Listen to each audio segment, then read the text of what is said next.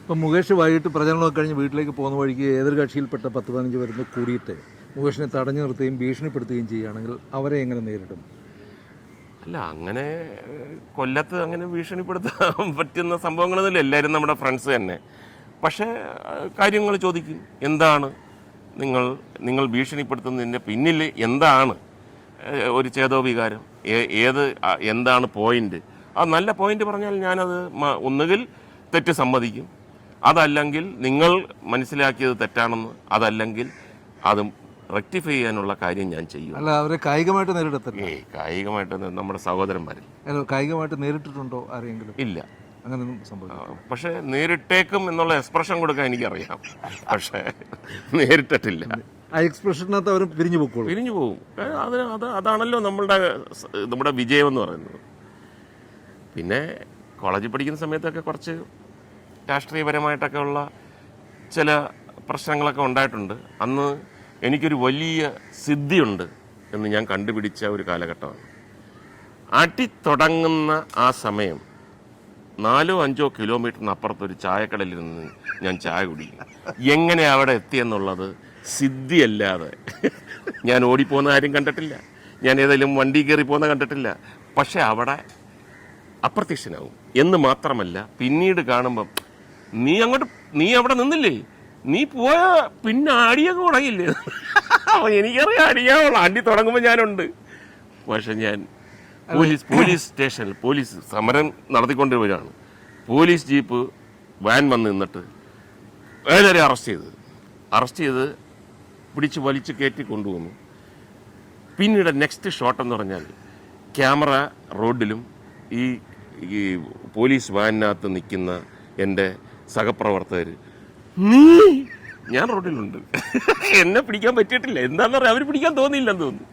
ഞാൻ പിന്നെ വൈകുന്നേരം ആയപ്പോൾ എല്ലാവരോട് വർഗവഞ്ചകൻ, ചതിയൻ ഞാൻ വന്നിട്ടുണ്ട്. ഇപ്പം വെളിയിൽ നിൽക്കുന്നുണ്ടല്ലോ, ഞാനിവിടെ അകത്തായി കഴിഞ്ഞാൽ 3 ദിവസം അതിനകത്ത് കിടക്കണം. ഞാൻ അപ്പം തന്നെ ഓപ്പറേറ്റ് ചെയ്ത് ഇറക്കാനുള്ള പരിപാടി ഒരാൾ വേണ്ടേ? അത് ശരിയാ, ആ ബുദ്ധി അന്നേ ഉണ്ട്. അല്ല, അന്ന് ഈ വർഗവഞ്ചകരെന്നൊക്കെ വിളിച്ച് തമാശ പറഞ്ഞ പരിഭവിച്ച സുഹൃത്തുക്കളൊക്കെ ഇപ്പോൾ ഈ കൊല്ലത്തുണ്ടോ? തെരഞ്ഞെടുപ്പ് പ്രചരണത്തിന് മുമ്പ് അവരെയൊക്കെ കാണാറുണ്ട്. അവരാരും തന്നെ ഇങ്ങനെയുള്ള ഒരു സംഭവം പ്രതീക്ഷിച്ചില്ല. പക്ഷേ അവരെല്ലാം വളരെ സത്യസന്ധമായിട്ട് ആത്മാർത്ഥമായിട്ട് പല രാഷ്ട്രീയ കക്ഷികളിലാണെങ്കിലും എനിക്ക് സഹായിക്കാവുന്ന ഒരു വാക്ക് തരുന്നുണ്ട്, സഹായിച്ചിട്ടുമുണ്ട്. അല്ല, ആക്ച്വലി ഞാൻ അറിയാൻ വേണ്ടി ചോദിക്കുന്ന ഒറ്റ കാര്യമേ ഉള്ളൂ, ഈ ക്യാമറയുടെ മുമ്പിൽ കഥാപാത്രങ്ങളെ അവതരിപ്പിക്കുന്നതാണോ മുകേഷിന് ആസ്വാദ്യകരമായി തോന്നുന്നത്, അതോ ഇപ്പോൾ ജനങ്ങളുടെ മുമ്പിൽ പ്രചരണത്തിന് പോകുന്നതാണ്? സത്യസന്ധമായിരിക്കണം. ഞാൻ സ്റ്റാർട്ട് ക്യാമറ എന്ന് പറയുമ്പോൾ അഭിനയിച്ചു തുടങ്ങും, അത് അഭിനയമാണ്. കട്ട് എന്ന് പറഞ്ഞു കഴിഞ്ഞാൽ അഭിനയം നിർത്തും. ഇവിടെ നോ അഭിനയം തുടങ്ങലും നോ അഭിനയം നിർത്തും. ഇവിടെ സ്റ്റാർട്ടും കട്ടും ഇല്ല, ഫുൾ ടൈം സത്യസന്ധമാണ്. ഇന്നലെ കുറച്ച് ദിവസം മുമ്പ് ഒരു ജാഥ വരുന്നു. അപ്പം കൂടെയുള്ളവർ പറഞ്ഞു, ഇറങ്ങിയിട്ട് അവരുടെ കൂടെ നടന്നിട്ട് ഇങ്ങനെയൊക്കെ. എനിക്ക് ആ പരീക്ഷ ഞാൻ പാസ്സായിട്ടില്ല. ഒരു കാര്യമില്ലാതെ പെട്ടെന്ന് സ്ഥാനാർത്ഥി ഈ കുറേ ജാഥ സ്ത്രീകൾ പോകുന്നതിൻ്റെ ഇടയിൽ കൂടെ ചോദിച്ചിട്ട് നമസ്കാരം എന്ന് പറയാൻ നമുക്ക് പറ്റത്തില്ല. അതല്ലെങ്കിൽ അങ്ങനെ ആയിരിക്കണം അതിൻ്റെ ജനുസ്. ഇപ്പം സ്ഥാനാർത്ഥി വരും, നിങ്ങളെ അഭിസംബോധന, അത് പൊടുന്നനെ വന്നു കഴിഞ്ഞാൽ ഇവൻ കള്ളനാണല്ലോ എന്ന്. അല്ല, ഞാൻ ചോദിക്കുന്നത്, മുകേഷ് സത്യസന്ധമായിട്ട് പെരുമാറുന്നതും അഭിനയമാണെന്ന് ആരെങ്കിലും തെറ്റിദ്ധരിച്ചിട്ടുണ്ടോ?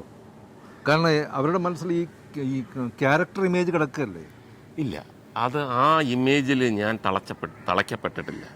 ഞാൻ സിനിമയിലാണെങ്കിലും നാടകത്തിലാണെങ്കിലും സീരിയസ് ആയിട്ട് ഒരു ഡയലോഗ് പറഞ്ഞു കഴിഞ്ഞാൽ അത് സീരിയസ് ആയിട്ട് ജനങ്ങളെടുക്കും. തമാശ പറഞ്ഞാൽ തമാശ. സീരിയസ് ആയിട്ട് ഒരു ഡയലോഗ് പറഞ്ഞു. ഞാൻ കൊല്ലത്ത് സ്ഥാനാർത്ഥിയായിട്ട് എന്തിനു നിൽക്കുന്നു എന്ന് ചോദിച്ചാൽ എനിക്ക് ഒറ്റ മറുപടിയേ ഉള്ളൂ.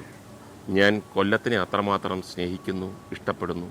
കൊല്ലത്തുള്ള എല്ലാവർക്കും എന്നിലൂടെ, എൻ്റെ പ്രയത്നത്തിലൂടെ, എൻ്റെ ആ ഇൻഫ്ലുവൻസിലൂടെ ജീവിത സൗകര്യങ്ങളും വികസന പ്രവർത്തനങ്ങളും കൊല്ലത്ത് കൊണ്ടുവരാൻ ഏറ്റവും കൂടുതൽ ആഗ്രഹിക്കുന്ന ഒരു വ്യക്തികളുടെ കൂട്ടത്തിലുള്ള ഒരാളാണ് ഞാൻ. അതുകൊണ്ട് അതിനകത്ത് യാതൊരു അഭിനയവുമില്ല, യാതൊരു ചാഞ്ചാട്ടവുമില്ല. സ്റ്റേണായിട്ട് പറയുന്നു, ഐ ലവ് കൊല്ലം. പക്ഷേ ഈ ഡയലോഗ് അല്പം നീണ്ടുപോയില്ലേ? ഒറ്റ വാചകത്തിൽ പറയാമായിരുന്നു, ഐ ലവ് കൊല്ലം.